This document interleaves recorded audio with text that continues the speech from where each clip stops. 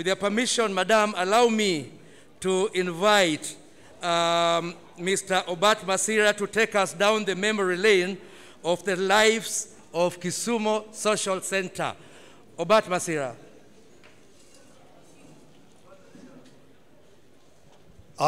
Thank you very much. My name is Akech Obat Masira. I'm one of the well-known theater artists, and this stage has mentored us. And I want to take you on a long journey, and I want to tell you the untold story of Kisumu Social Center.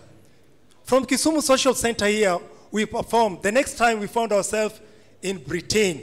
And when we were in Britain, we founded a movement which was known as Kisumu Children Youth Exchange Program, which enabled a number of people from Kisumu, youth, teachers, both primary and secondary schools, to go to England.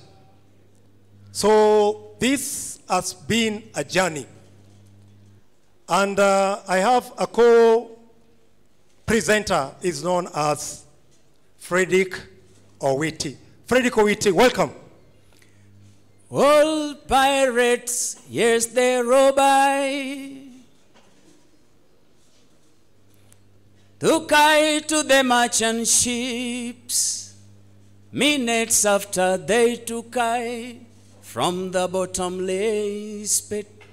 But my hand was made strong by the hand of the Almighty.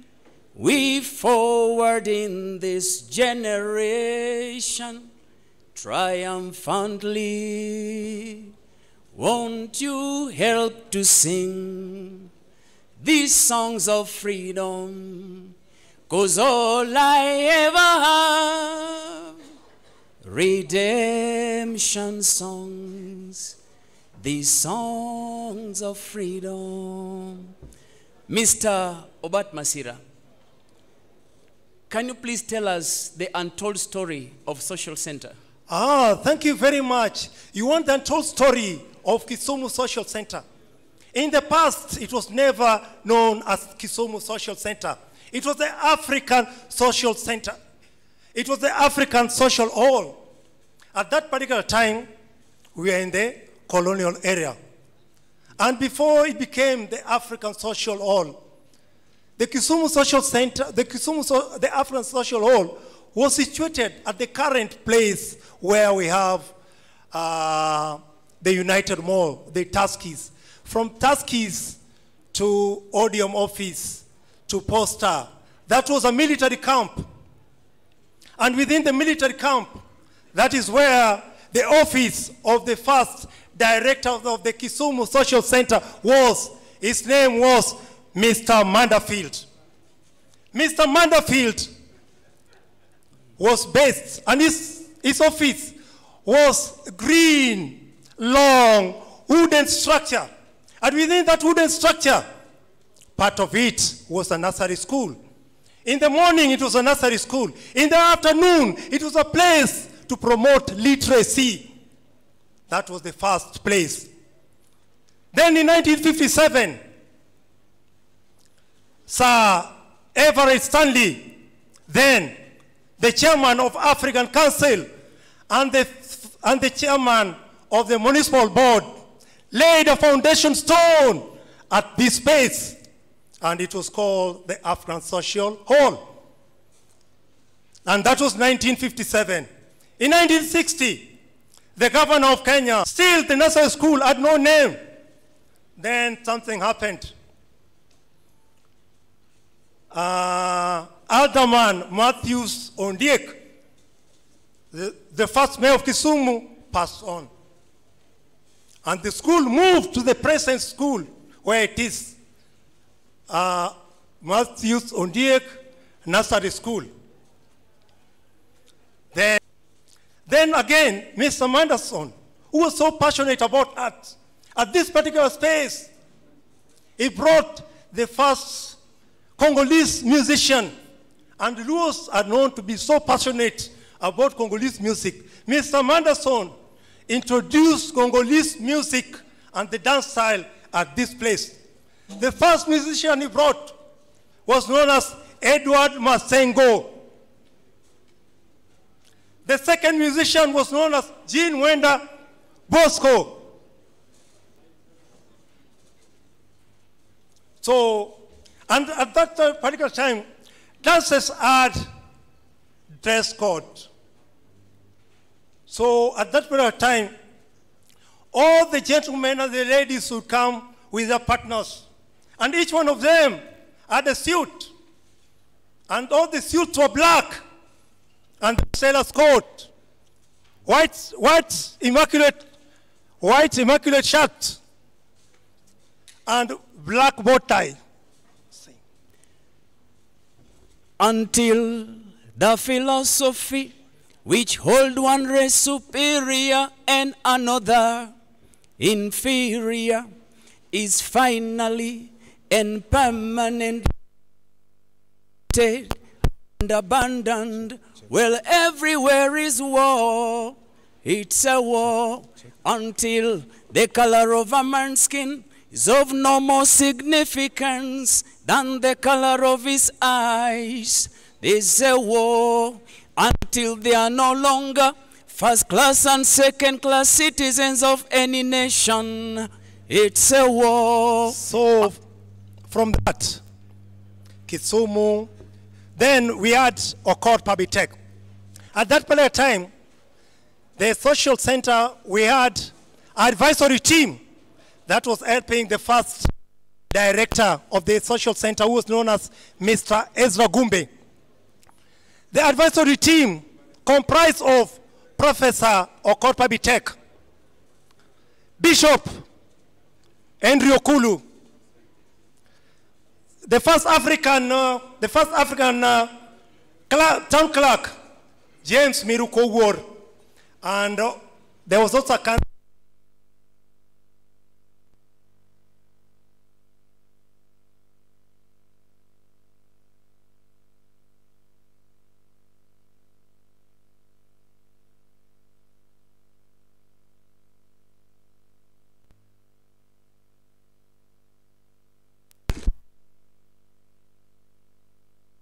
But Masira,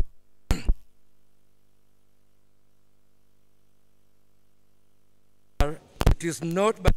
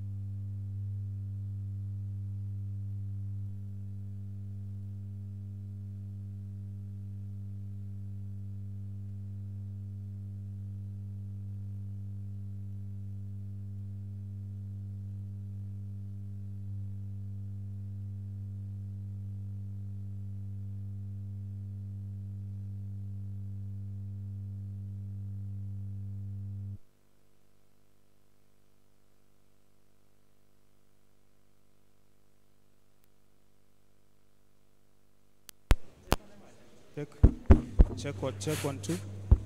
Bob, check. Hello. Thank you. Madam, I was saying, to get to where we are, it has not been a mean feat. It's been a journey which started by a mere groundbreaking almost 1 year ago by none rather than Dr. Catherine Karugu, the Deputy Governor Nyeri, who is here with us this morning, all the way from Nyeri. Your Excellency, with all the humility, I want to request us to turn to the videos to show you the documentary which will reflect what Kisumu Social has been. And to do that, allow me to invite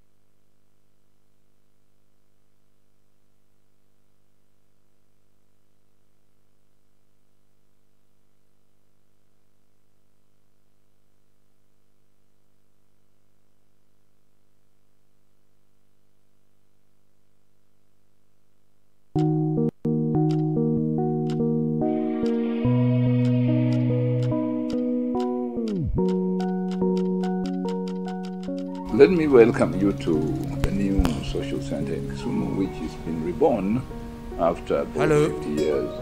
Shetani ashindwe. Not doing much. Kama pesa imemwagwa. This rebirth of this social imemwagwa center, kama pesa ya wheelbarrow. Refurbishing it, having a new look, Madam fresh look.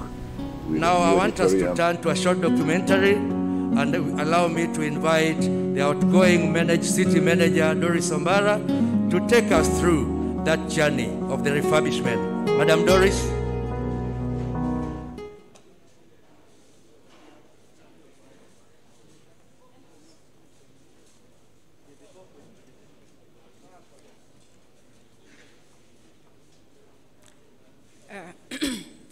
Thank you, Your Excellencies. Today we have so many excellencies. I don't know where to start from, but thank you, Madam CS, for being with us today. The governors we have, the Deputy Governor Nyeri, my city board, on whose behalf I stand to talk today. I would like to put into context this amazing project, which is a Kisumu. Today we have so many excellencies. I don't know where to start from, but thank you, Madam CS, for being with us today. The governors we have, the Deputy Governor Nyeri, my city board, on whose behalf I stand to talk today. I would like to put into context this amazing project, which is a social project. Now, the social project is not a standalone project.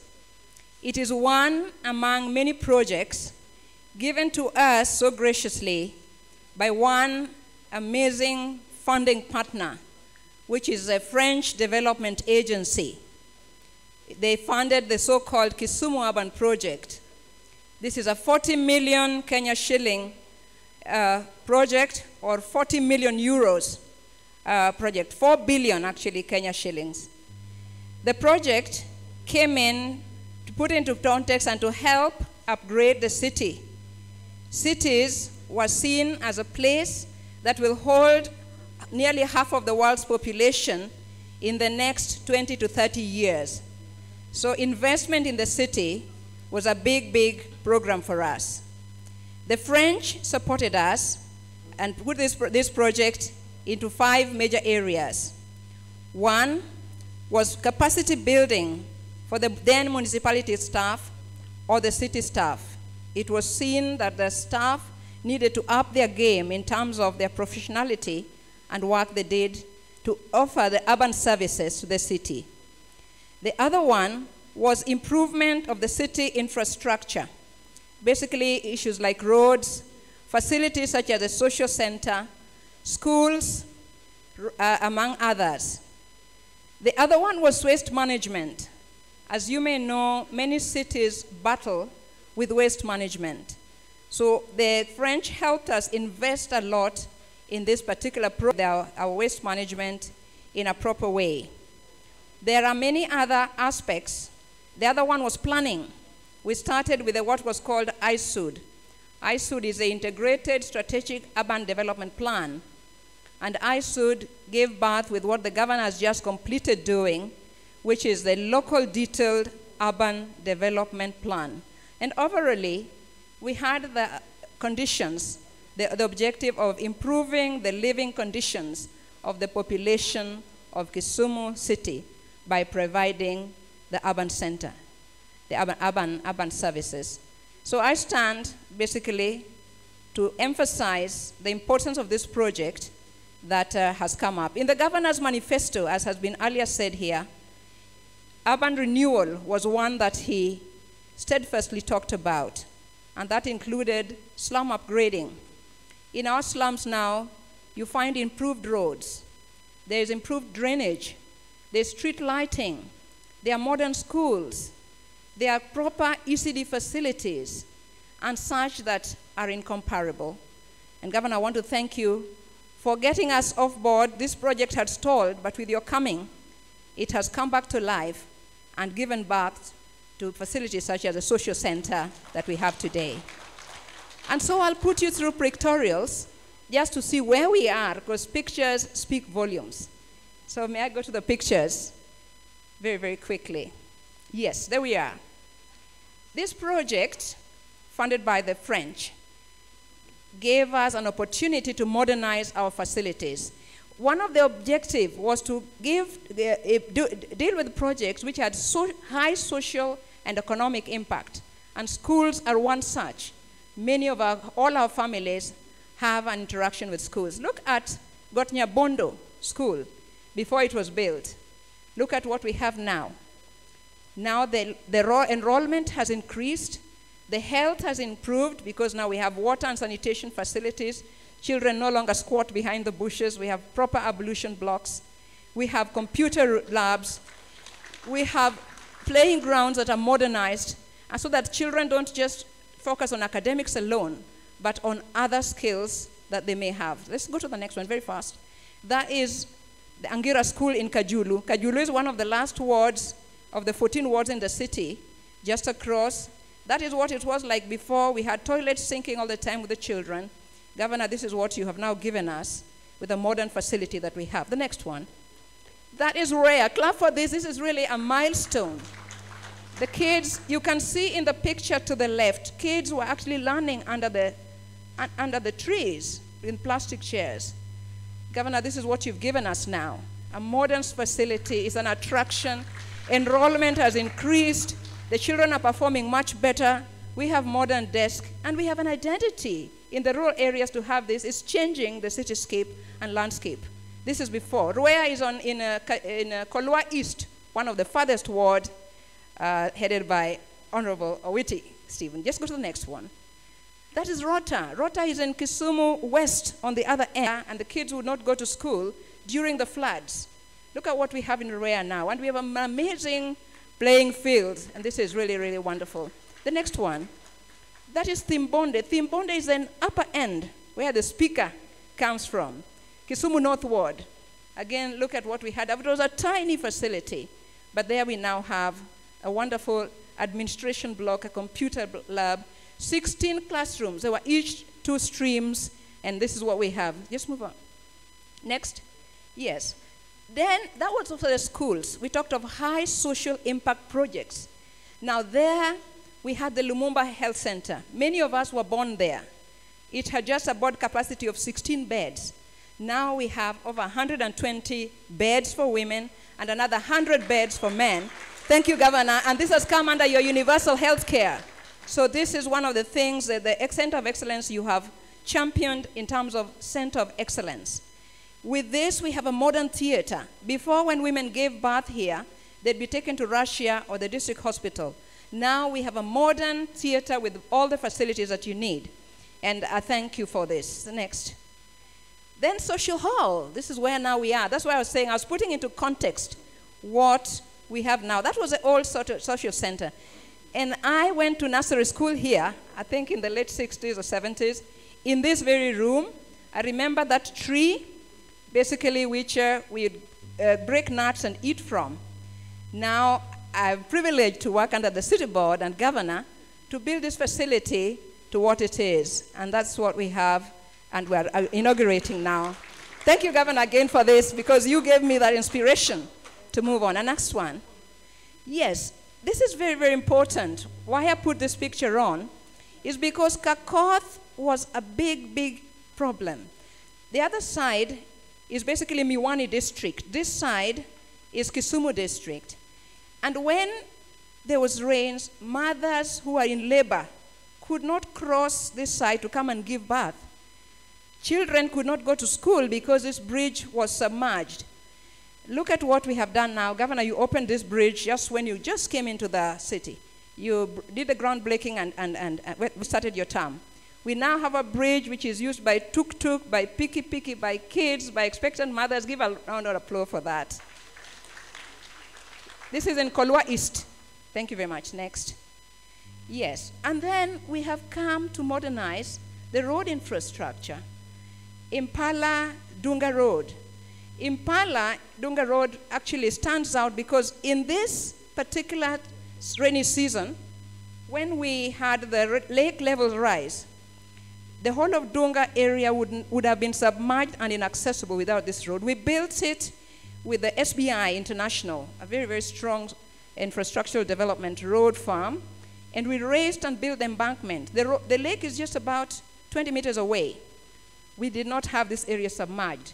And this road particularly, which costed us 301 million Kenya shillings, upgrades the infrastructure around Dunga. The road value, the plot values, the land now costs almost 10 times what they were before we had this road.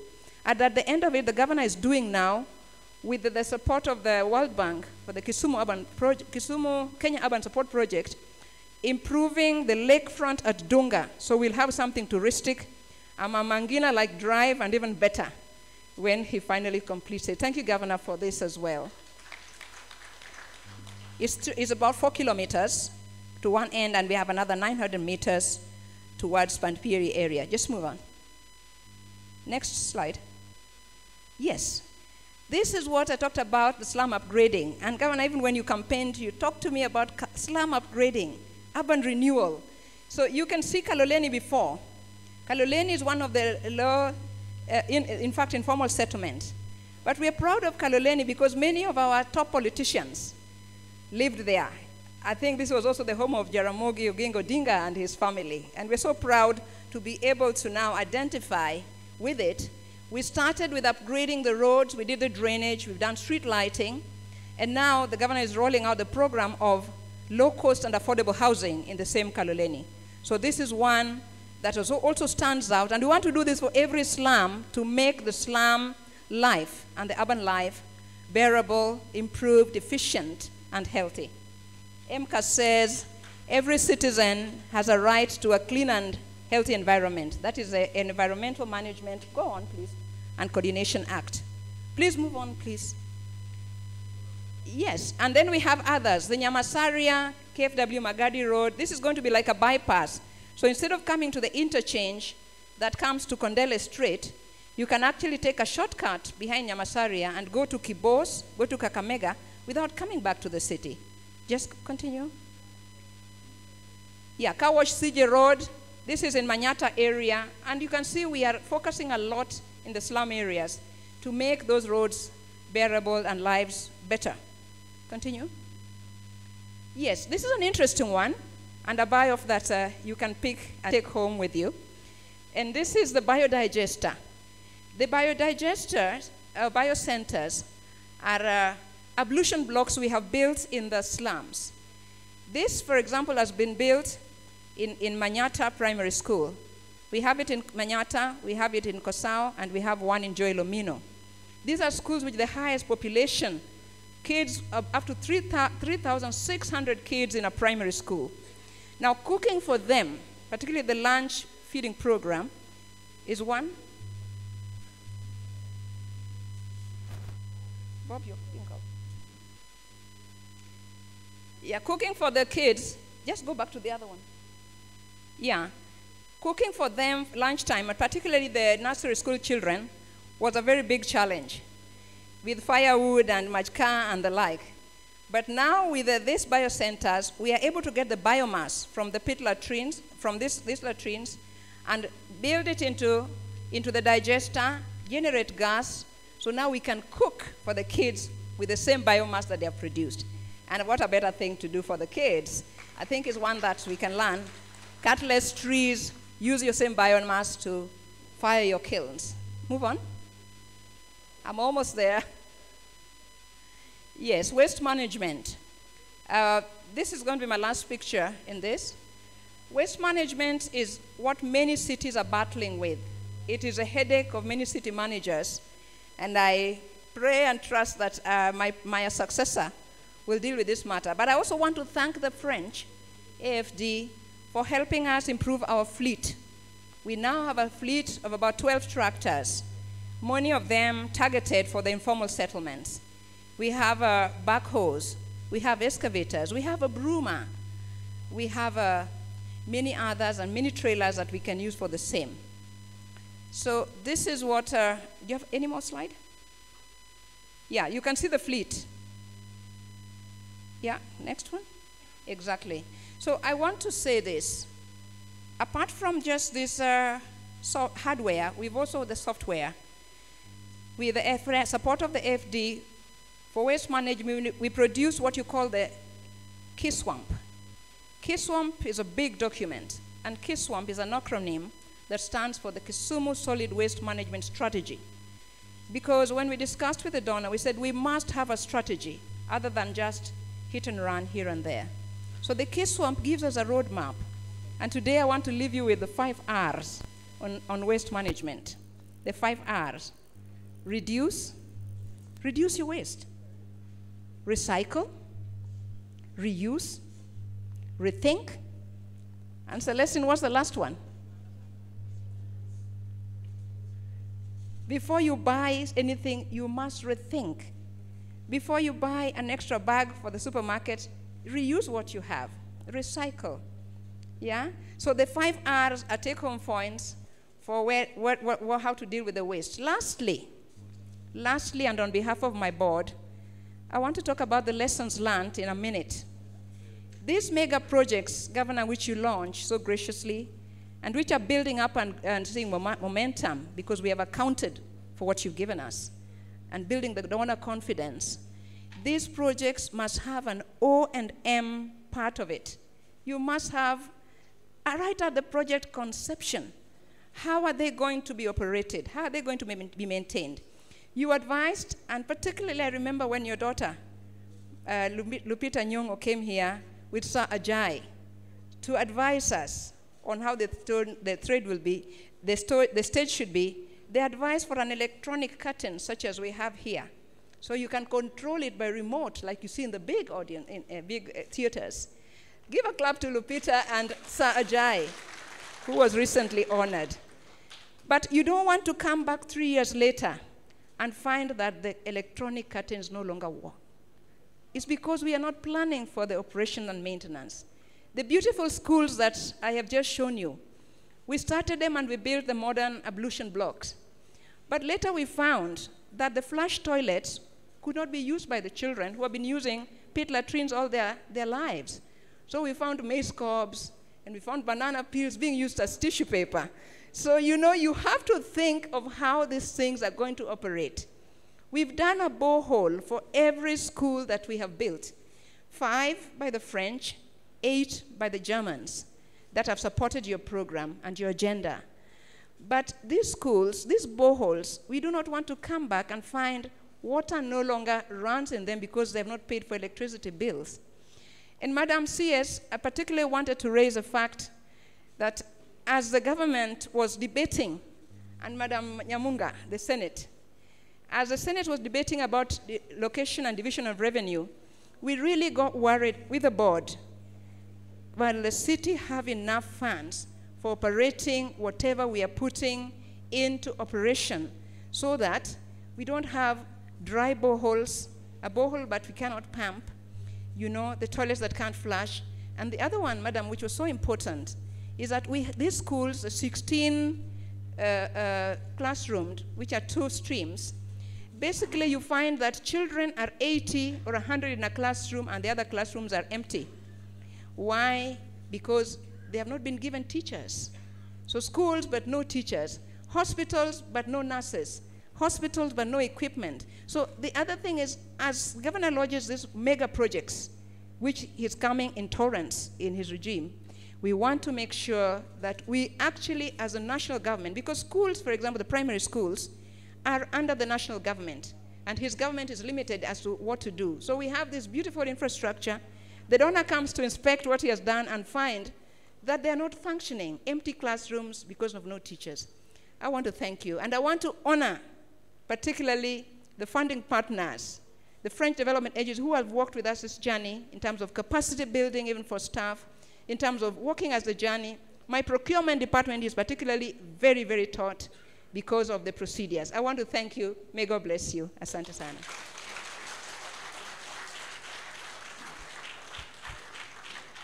Wonderful. That's another round of applause. It has been a long journey and the struggle continues. At this particular point, Madam CS, with your permission, allow me to invite the CCM for Tourism, Sports, Arts and Culture, Madam Achi Alai, to take us through the segments of the goodwill messages And we are also blessed this afternoon to be with Mama Grace Onyango in the house.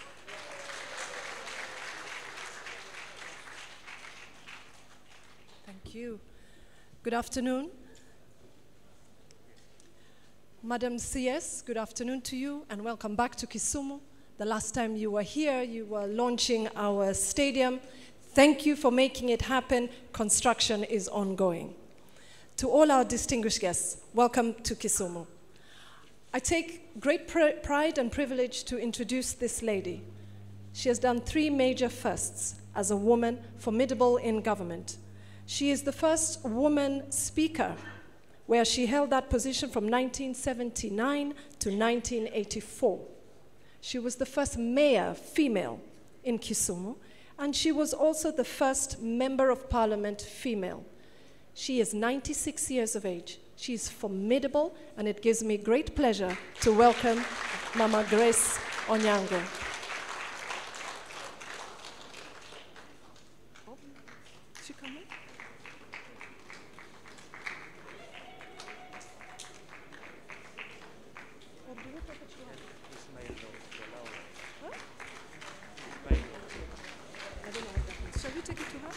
Check. There's a microphone. Okay.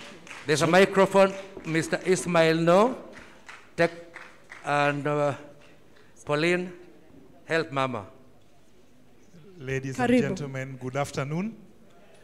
I'm going to read the speech of Mama Grace Vanyango.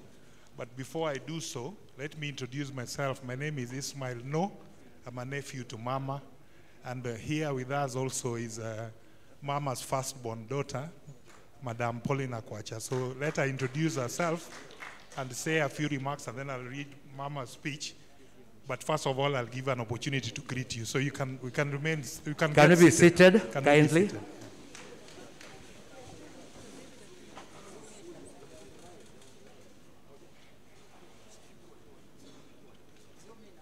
Good afternoon, ladies and gentlemen. Good afternoon once more. My name is Pauline Akwacha, a business lady in the town. I'm also a vice chair, Chamber of Commerce and Industry, chair maendeleo ya wanawake, Kisumu Central Sub-County. I'm here with Mama, my mentor, my friend, my teacher. She's been sick, but due to this day, we decided to bring her. She's happy. We are humbled that the former Kisumu Social Center is now being named after Mama.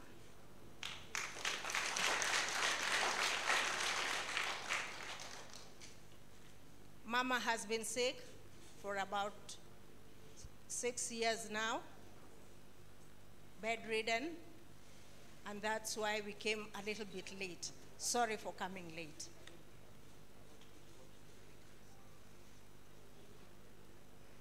I would like to hand over the mic to Mama so that she can say a word or two.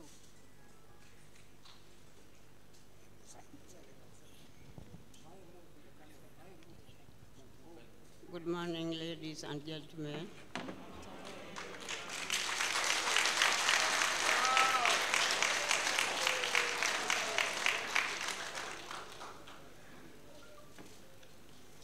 I'm happy to be here with you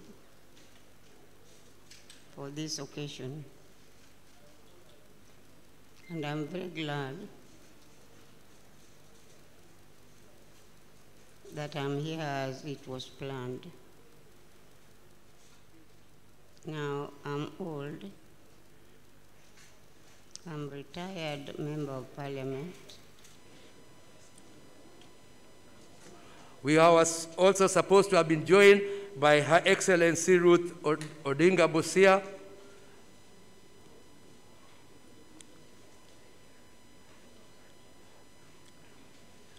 I'm sorry, if she comes in good time, we will continue. I'll hand over to Cliff.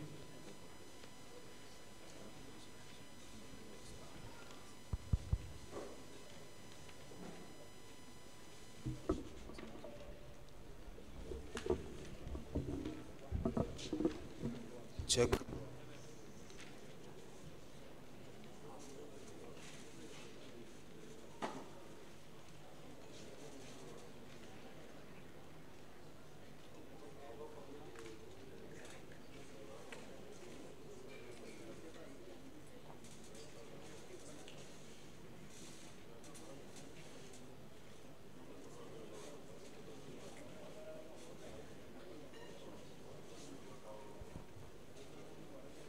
Okay, can you hear me?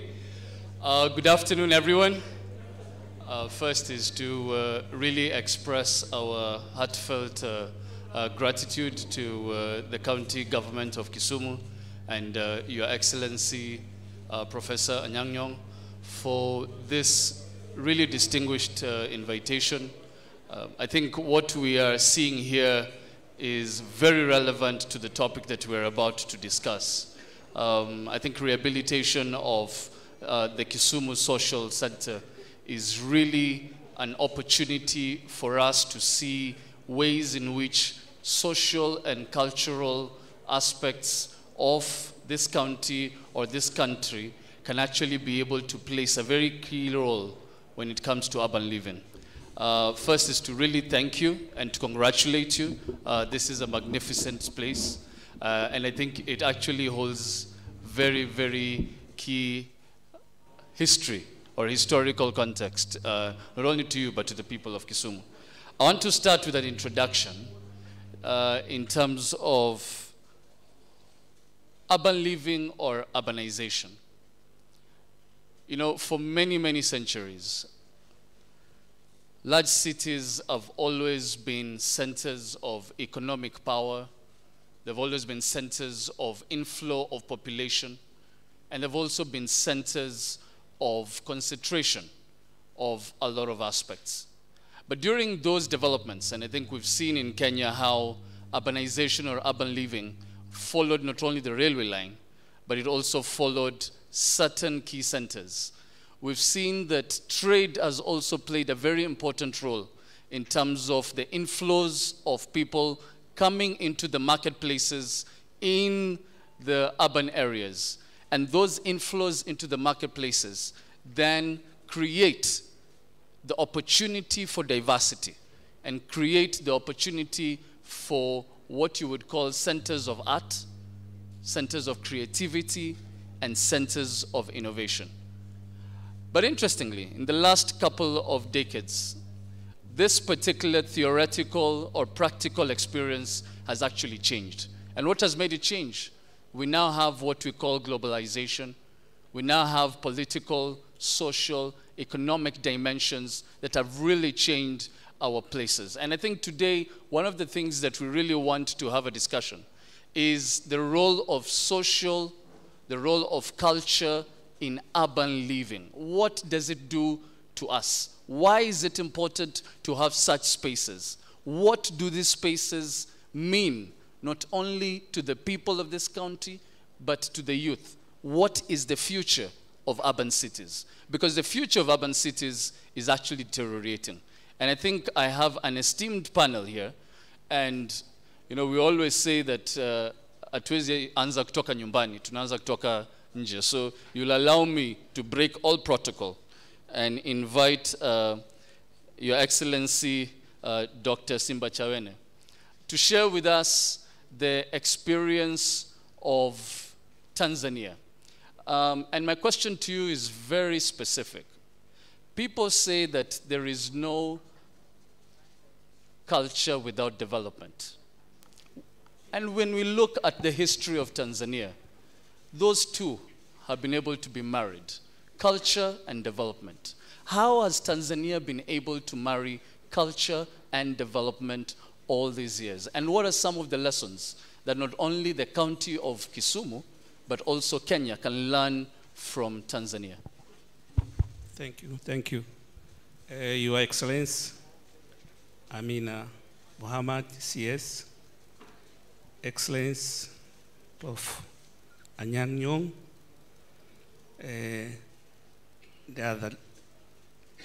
I would like to start to respond to your question but I'll speak in Swahili so that I can be more comfortable with our culture.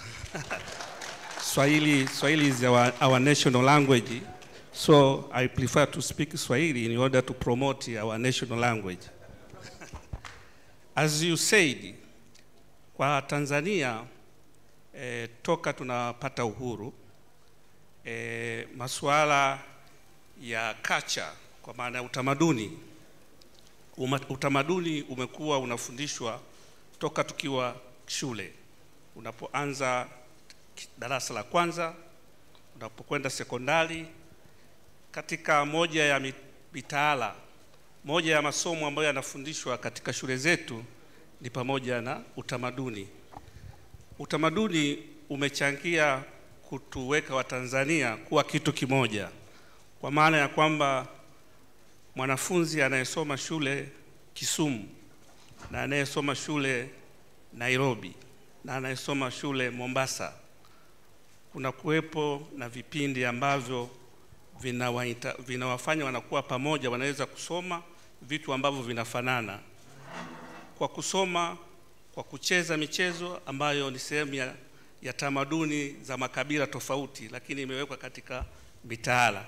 Kwa hiyo imeweza kucontribute wanafunzi kujifunza culture, tamaduni za maeneo tofauti, na vile vile imetoa nafasi kuweza kupata vipaji ambavyo vinatoka katika maeneo tofauti tofauti, na tukuweza kupata watu ambao wana vipaji vizuri ambavyo vimeweza kusaidia kuwaweka watu pamoja. Labda ningeweza kwa kuanzia kutoa comment hiyo. Asante. Asante sana Your Excellency Simbachawane. Ametuelezea kwamba utamaduni ni kitu ambacho kimeanza kutoka utotoni. And I think at this, it's quite interesting that you've used the aspect of youth. And I want to bring Your Excellency, Dr. Otichilo. You know, in Gabon, you presented a paper. And that paper in Gabon was on how a lot of things in Africa can actually be able to be resolved only if we are able to avail information to the people through technologies. And I know you have a lot of experience, you have a lot of passion in that area. And I think my question to you is, what is the role of technology in the social and cultural spaces in urban living?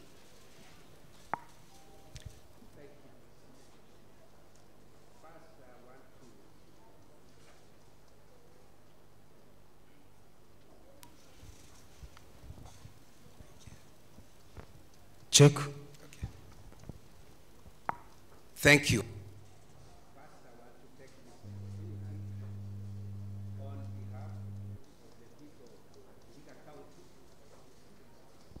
Check, check, check, check.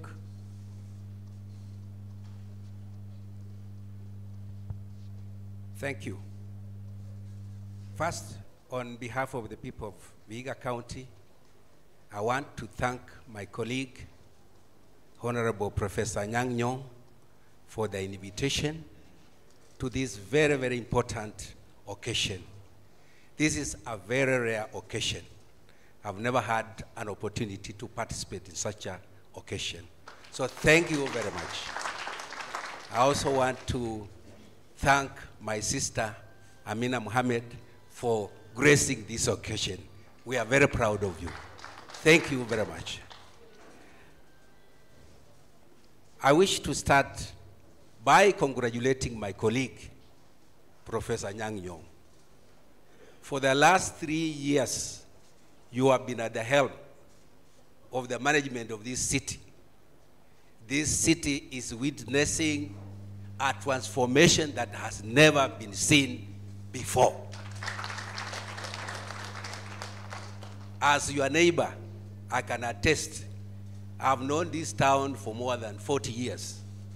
But in the last 3 years, what we are witnessing is phenomenal. And we want to say congratulations. And for the people of Kisumu County, you have an amazing governor. And this is a chance that God has given you, and don't squander it. Now let me go to back to the question.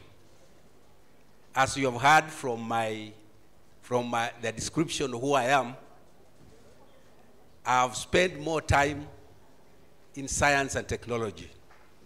And I'm one of the few scientists in Africa who have specialized in space technology. So I've spent more time learning what is outside the planet Earth and how the whole solar system works and what is in other planets apart from the planet Earth. Now, let me go to the question which my colleague has raised. Technology is extremely important. And even when we go to historical perspective, the human race has been able to develop from other animal kingdom to be who we are because of technology. And the technology we started with is the Stone Age technology. Being able to make weapons and tools from stones and from other materials. So science and technology has been the center of human development on this planet. And it is science and technology that shapes the culture of various communities in the world. It is science and technology that has differentiated various communities in the world. Those who have been able to move faster in the development of various technologies, they are quite advanced than others who have been lagging behind. So as science and technology is now at the center of cultural development of any country. And any country that fails to adopt culture in terms of science and technology will not move to greater heights. So I would like to highlight the importance of science and technology in culture. And culture is so critical, the human race, because without culture, there is no identity. So if you have no culture, there is no identity. And I'm worried that we, as a country, we seem to be losing our cultural norms very fast. And it's important that we have such a facilities like this one to bring back the cultures that we have had, from the previous cultures to the present culture. So we must marry the two cultures. And once we blend the two cultures, we will get hybrid culture, which will fast track our development. So I want to leave it there, but I will elaborate further if you question me. Thank you, and I'll question you right now. Your Excellency, you know, there's been a trend now where people are saying, or the world is talking about, that we need to be very careful when we are adopting globalization, especially at the cultural level. And there is a new term that is called, if you mix globalization and localization, they are now calling it glocalization. And I want you to stress maybe on the need of, and you've just mentioned it, on the need of interculturalism, that we don't have to throw away some of the new culture that we're gaining, but that it does not mean that it comes to erode what we already have. Thank you for that question. Interculturalism is very, very crucial. And as we have rightly said, globalization has its own advantages and its own disadvantages. So as a people, we must first strive to preserve and practice our own culture. That's the first thing. From where you have come from, the village, you must strive to preserve that culture and modernize it, but don't dilute it to a level where it loses its original meaning. The second level is to have intercultural blending, bringing various cultures together, blending them and coming up with even more useful and innovative cultures. And that's where cities play a major crucial, because cities are a melting point of all cultures. Cities are areas where cohesion and integration of cultures are produced or are made to come up with a new observation or new outlook on how cultures can be able to support each other. So towns play a very major role, and as I see this social hall, from what we have had, has played a major role. Most of the leaders of this region they have had a chance to be in this social hall. And by them coming in this hall, and I want to give great honor to our pioneer, Grace Onyango, who was one of the pioneer female leaders in this country.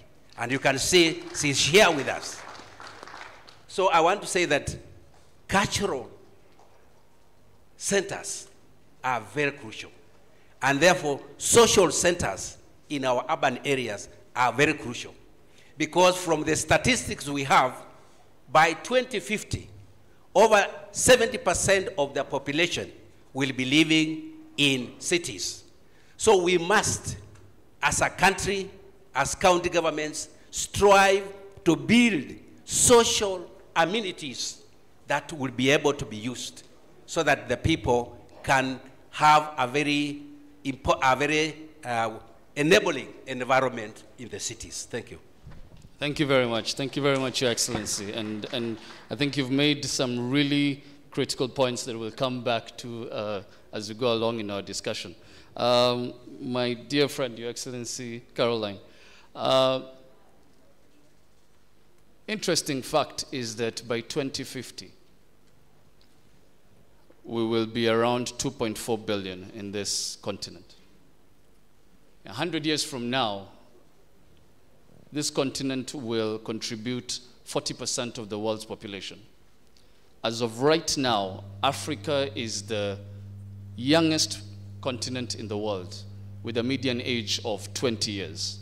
And that means that there is a role that social and cultural spaces play amongst the youth. What is that opportunity that the youth can take up when we look at the social and urban spaces? Well, thank you very much, Cliff. Your Excellency, Governor of Kisumu, I'm told it's Kisumu, not Kisumu, so I shall pronounce it correctly. Our DSCS, my friend and my sister and mentor, very nice to see you. Our lovely First Lady, Deputy Governors present, ladies and gentlemen. It's really a delightful day for me to be here today. I happen to have been here when we laid the foundation stone, and we had come to Kisumu County, like many other counties do, to learn from best practice. We were coming to look at your health systems, because Nyeri County, together with Kisumu County and 2 other counties, had been nominated to pilot the UHC program. So I came into this hall at that time, and frankly speaking, when I drove in yesterday, I couldn't believe we were in the same place. Because on the first day when we came to lay the foundation stone, they walked me around, and there was no need to ask for where the bathroom was because I could smell it. So hearty congratulations, Governor and County Government of Kisumu, because this is really a magnificent show of commitment, and thank you very much for revitalizing this space. I bring you greetings from the people of Nyeri County. If I didn't say that, I'll get fired. Please accept their greetings. Much colder there, so I'm enjoying the heat here. But to the questions that I have been asked about the youth, it is true, indeed, Cliff, the youth is actually the future, not only of this country or continent, but really of the world, because they have, the larger component. And there are many opportunities that culture and, even our African culture presents to the youth. However, before I came in, I took time to just research the various definitions of culture. But one that really caught my eye was one that then defines modern day culture, which is, and is defined as the manifestation of a people's intellectual capacity regarded collectively. It is really your intellectual capacity. So with this definition, if the youth then would look at that definition, then you see that the practices that you embrace as your norms should be and usually are looked at as a reflection of your intellectual capacity. And therefore, as a youth, you must ask yourself a few questions. Some of the norms that you grow up being told, women are like this, or this tribe is like this, it is time for the youth, and to answer your question, to redefine the culture as it is, and also to suit it within the digital and technology space, like His Excellency the Governor has said, and also to be able to share and to showcase it using the various digital platforms that there are today. Therein lies the opportunity that I see top of mind to change culture, just not as an enjoyable activity, but as an activity that you can showcase and turn into an economically viable project and an economically viable activity even for the young people. And this is going to be hard because the truth is, I'm reading a book called The World is Flat. The world has gone flat. And you know what has made the world flat? It is the digital space. It is the fact that somebody who's sitting here in Kisumu is actually exposed to information and knowledge, just like the child who's seated someplace in New York. And therefore, that opening of the digital space has caused a lot of confusion in our youth. And that is why you will see a lot of confused youth. Those who, I see a lot of young ladies wanting to change their skin color and change their hair texture, remove it from the beautiful, wonderful black skin and coarse hair to more modern, quote-unquote, looking Muzungu-like hair. And therefore, we see a generation that is at crossroads. And one of the things that that generation must do is deal with these crossroads that they find themselves in, so that then they appreciate their culture, they appreciate who they really are, and who they were created to be, and be comfortable in their skin. Marcus Garvey talks about the black people, and he says that having a black skin is not a bandage of shame. It is not a bandage of shame. It is a glorious symbol of your national greatness. And that is what the youth, must know. That is what the youth must embrace and be comfortable in their skin, be comfortable in their culture, but must also be level-headed enough to interrogate this culture.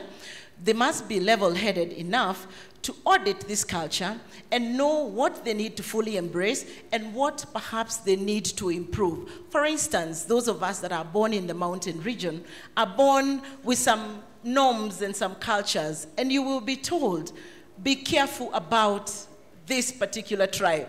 Do not get married to this particular tribe. The Luos are like this, the Luyas are like this. And it is put in your mind that this is how these particular subsects behave. So it is for the youth to redefine some of these things and say that some of those norms might have worked during, the 20s or whatever, but today it is absolute nonsense for you to look at a people and say because they are Luos, because they are Kikuyus, they behave like this and we will not interact or we will interact with them in a certain way. So there is an opportunity for the youth to really redefine, showcase, and make culture more economically viable and an economic activity that can be showcased to the world. Thank you. So, Caroline, you know the youth can look at you and say, huyo ni Madam Governor anaongea hivyo. So you're talking here, we want you to be able to talk to us here. I am a youth, I come from Kondele. I need to be able to, I have this talent that I want to be able to showcase. What is your message to me? How do I come from Kondele, find my way here, find my way to the rest of the world? I think Susanna, who's a good friend of mine, was telling us here that just right now how she came here and she didn't have a mic and she lost her voice because she didn't have the necessary equipment. How do we facilitate the youth to be able to reach their potential? Wonderful, and that is a wonderful question coming today when we are launching this Grace Onyango Social Hall. And I consider the youth of this region extremely, extremely lucky. If you're a youth from Kondele, you are luckier than a lot of, about 80% of the youth of this country. One, because you have a governor who appreciates culture, who appreciates, the essence of showcasing culture, who even has a daughter who has grown through this space and beats the odds in the international space. So already you're one up against all other youth in the country. Take advantage of this fact, the fact that you have leadership that embraces culture. Take advantage of these spaces that are now being revitalized, the social halls. I doubt we had a social hall in Nyeri County. I think we were all about tea and coffee. I'll go and find out. But you are lucky that you're in an environment that the infrastructure is already laid out to you. So what I would expect the youth of Kisumu would be doing is they would be coming up in groups, putting themselves into self-help groups or into cooperatives and approaching the governor with various proposals of how they would now take whatever talent they have and upgrade it into a proper economic activity. That is what you should be doing. Approach the governor, use the digital space, come up with a proposal of how exactly you can turn your talent into money in your pockets. Thank you. Thank you. Thank you very much, Caroline. Honorable Agwanda, it's one of the things that has been known in urban spaces is the lack of inclusivity, the lack of accessibility, the lack of forethought when it comes to sustainability. Now, when we look at social and cultural spaces, how do we make them more accessible? How do we make them more diverse? How do we make them more inclusive so that we are actually able to take care of the needs of every person in society and not only one section? Thank you very much. His Excellency, the Governor of Kisumu, Professor Peter Nyong'o, the CS Amina Mohamed, all protocol observed.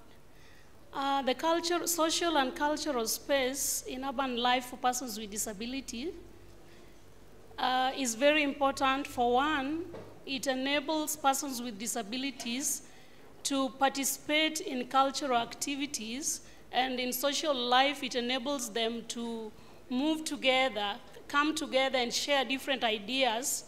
And this has been done by this county government of Kisumu by starting disability resource centers which are inclusive. When I talk about inclusivity, I mean accessibility. As I was coming to the podium, you could see a ramp here. Then now when I want to go to the washrooms, I expect to go to an accessible washrooms that enables me access the washrooms just like anybody else without any assistance from anyone. This also enables a visually impaired person to move to a social center that has like audio. If you go to the lift, different countries, it will now inform you that you are getting into the lift. Press the floor you are going to. So what we can do for the visual impairment team is to have an audio speak. Yeah? You are now getting in. You are already on the floor. You can get out. So that will enable the visually impaired to access that. If we talk about accessibility, we're also talking about the deaf. Are they able to access information? And in this case, in every social centers, you can see what the county government is doing by having a sign language interpreter here to enable David seated over there and his team to access information that is, to access what is said here. Now, it gives all types of disabilities opportunity to share or showcase their talents, and this has been enshrined in the Kisumu County Persons with Disability Act, which is fully implemented by this government. There is a board in place, and the Secretariat Office is going to be here at the social center.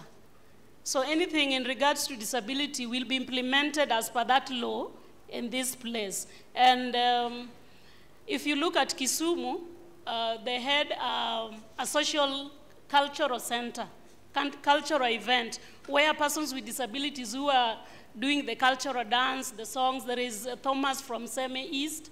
He came and performed. And in other wards, it was going around in other wards, and they were able to showcase their talents. And in social center here, you'll also find persons with disabilities who are exhibitors, who are artists, exhibiting their talents. Like myself, I was the first person to invent the use of water hyacinth weed, and I won a UN award for innovation.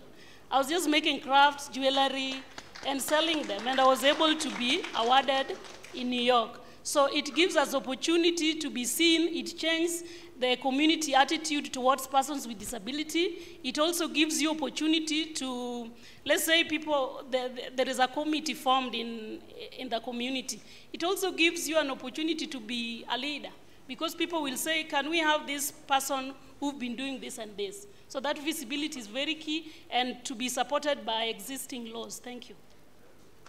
Thank you very much, Honorable Agwanda. I think just because we are a little bit short of time, I'll just take the last sort of round of sort of final comments.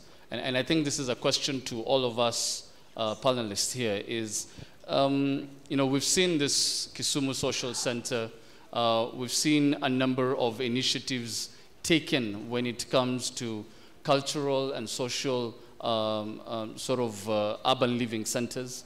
How do we create sustainable cultural and social living areas? How do we create so that we are not only, and I think one of us spoke to the fact that you don't want to create this hall and next year it has been run down. How do we ensure that this is passed from generation to generation?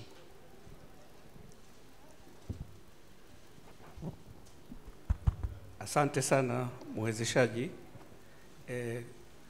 Ningependa kujibu swali lako. Kwanza kabisa nimpongeze tena Mheshimiwa Nyong'o kwa uzinduzi ambao umefanywa na waziri wa hili jengo letu ya Grace Onyango Conference Hall. Conference Hall hii ambayo imefunguliwa leo inaweza ikawa ni moja kati ya maeneo ambayo yakaboresha utamaduni, yakaboresha mahusiano, yakaboresha michezo kwa ujumla katika nchi zetu za East Africa, maeneo ya majirani zetu, kwa maana kaunti ya Kisumu na mkoa wa Mara ni maeneo ambayo yako jirani. Kwa hiyo kwa kutumia hii Grace Onyango Hall ambayo tumeizinduliwa, it's a complete difference, a complete departure from what was there before. So thank you for that. The next thing that I want to say is about my governor. Governor, you are many things to many people. You inspire people differently. There are those who you inspire because of your academic prowess, so they call you 14 degrees in one. There are those who you inspire because of your politics, so they call you a young Turk. There are those you inspire, and they call you Wonyagudi or Bwanga Wonyalunga. There are those who call you Bendaburu. Your friends, your colleagues, your age mates call you Chornyagem, Woimathuan Karangach. But I want to say this, Governor, in the presence of your friends, that for us in the city of Kisumu, in the county of Kisumu, the last 3 years have been a blessing, to be honest. We have seen growth in all sectors and in all spheres. The women of Kisumu have felt your presence as governor. The youth of Kisumu have felt your presence as the governor of this great county. The men have felt your presence as the governor of this great county. We are blessed to have you as governor, and I know, oh yes, I know, not just because of me as your principal deputy, but everyone here who is today in this auditorium would want to give you all the support that you need to continue with the transformation of Kisumu into 2027 and beyond. Mana die kozo kadier. Mana die kozo kadier. Afanane uruka makae na dierwa. Koro gimuolo makende, I want to take this opportunity to invite the governor of the great county of Kisumu to rise and address the residents of the city of Kisumu, the county, the country, and because this is being beamed live, to address all of us who are all over the world. Karibu Governor. Check, check, check.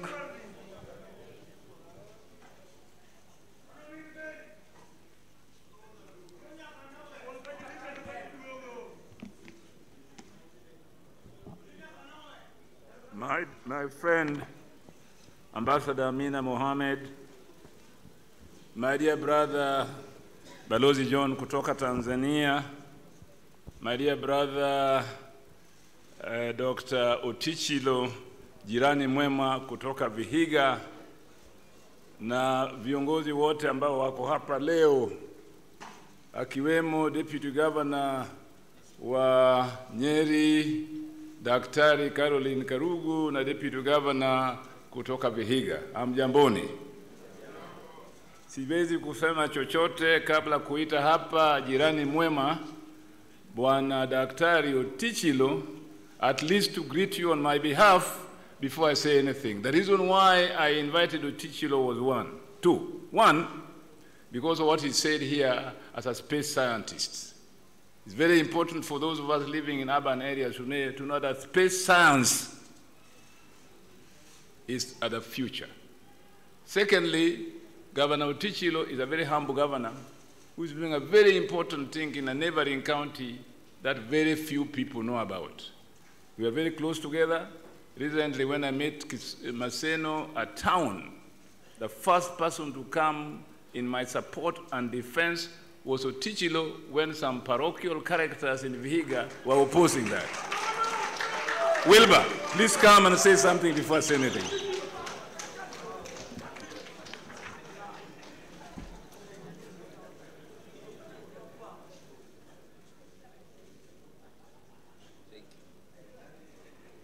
The chief guest, Ambassador Dr. Amina Mohamed, my colleague, Nyong'o, our colleague, Ambassador from Tanzania, our deputy governors who are here, and the entire leadership of Kisumu County. I take this opportunity on behalf of the people of Vihiga to most sincerely thank your governor, Professor Nyong'o, for the faith and the good relationship we have between us, the neighboring counties. As he has said, a goodwill message from New York. They are watching us live on YouTube as we sit here today, demonstrating what Otichilo said today, that the world is flat. Ladies and gentlemen, I wish to salute one special guest who is amidst us here today. One young lady who has fought and won many battles, but does not shout about it. A lady who defied cultural bondages and went into the battlefield long before we started fighting over gender parity. She remains humble and graceful. Thank you, Mama Grace Vanyango, Nyarbungu, for breaking the ceiling and remaining a beacon to our women. This reminds me of a song that we used to sing in the late 60s, early 70s. Linguru buto koridwa rwa kominwa, linguru duto koridwa kominwa mohango telonwa. You remember that song? Keep quiet now, we want to welcome our mother. Keep quiet now, we want to welcome our mother, who was the first to lead us. Makofi kwa mama. And along with Mama Grace is Mama Phoebe Asio. And Mama Jael Mbogo, who has been sitting among us here, who spoke yesterday. Those are the trailblazers of the power of woman in this nation. And they remain strong and as firm as a mimosa tree. It is because of Mama Grace that we picked the theme, the power of a woman. That has guided our very interesting discussion since Tuesday. One may ask why we chose to rename this refurbished center after Mama Grace Onyango. Well, I believe each one of us here today have an answer to this. On my part, I say we must celebrate our heroes and heroines when they are still alive. Mabwana na mabibi, I have deliberately chosen to call this ceremony a cultural renaissance because of support we have gotten from the French, and the word renaissance in history and now in common parlance in terms of development essentially means rebirth.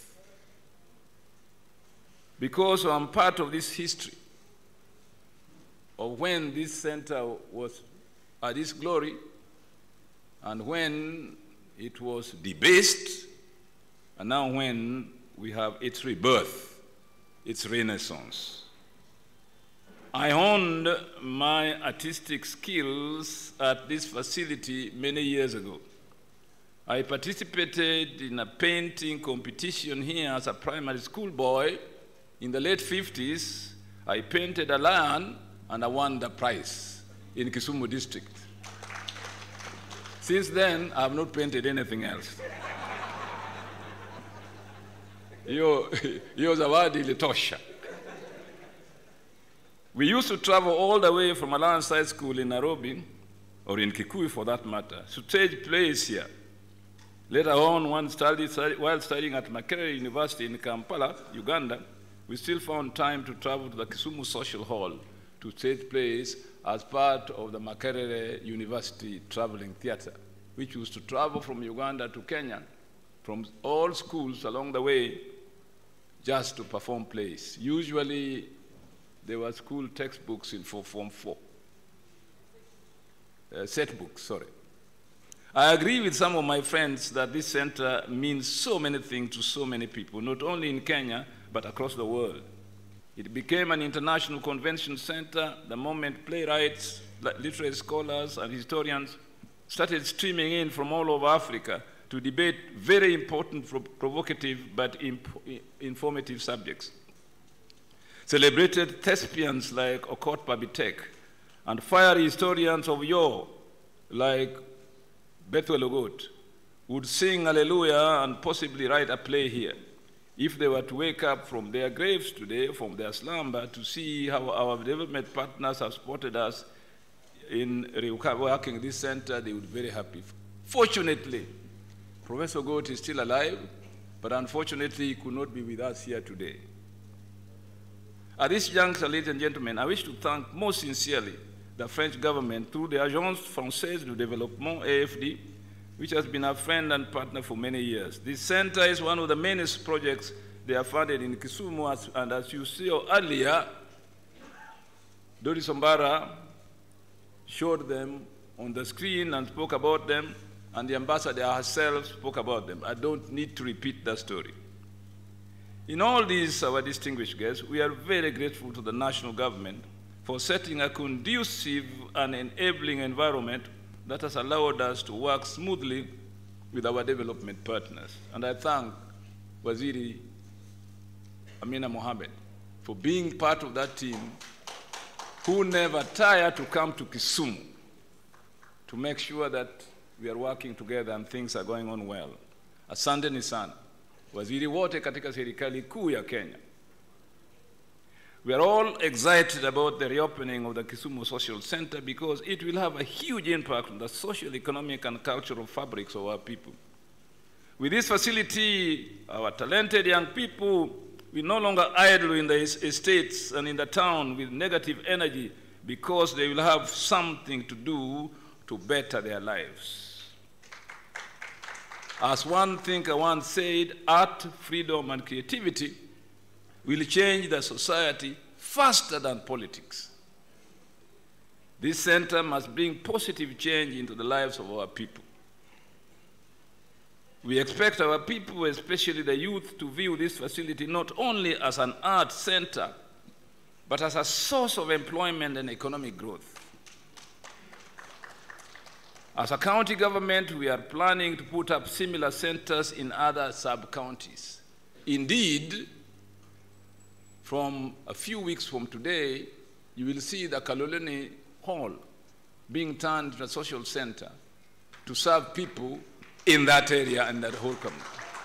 We shall continue that process to refurbish very carefully in the song of Lawino. Lawino says, "And while the pythons of sickness swallow the children, and the buffaloes of poverty knock the people down, and ignorance stands there like an elephant. The war leaders are tightly locked in bloody feuds, eating each other's liver, as if the Democratic Party was leprosy and the Uganda People's Congress yours. If only the parties would fight poverty with fury, with which they fight each other, if diseases and ignorance were assaulted, with the deadly vengeance with which Ochol assaults his mother's son, the enemies would have been greatly reduced by now. I am concerned about the well-being of our homestead. I am concerned about the well-being of our homestead."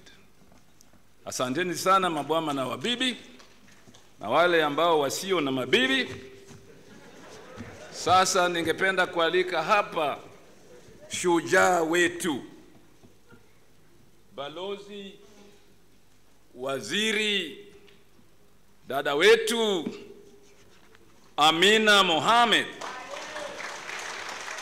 And if you don't know Amina Mohamed, this great lady here and friend of Kisumu, is a distinguished diplomat with a colorful career spanning 30 years. In the year 2000, she became Kenya's ambassador, permanent representative to the UN headquarters in Geneva, Switzerland. That is 20 years ago. A lawyer by profession, Dr. Amina Mohamed began her career in 1985 as a legal officer at the Ministry of Local Government before joining the World Bank. From 1986 to 1990, she worked in the Ministry of Foreign Affairs, where she drafted and negotiated many bilateral and international treaties. She became the first woman, again, first, to chair the WTO's World Trade Organization's General Council. Great county, let me begin by conveying the best wishes and greetings from His Excellency President Uhuru Muigai Kenyatta, as well as my cabinet colleagues who have also visited Kisumu on several occasions. Distinguished ladies and gentlemen, Your Excellencies, it gives me great pleasure to join you today for the official launch of this new-look Kisumu City Social Center. Its present stature, the culmination of invaluable partnerships, appreciated history, and the real heart of the people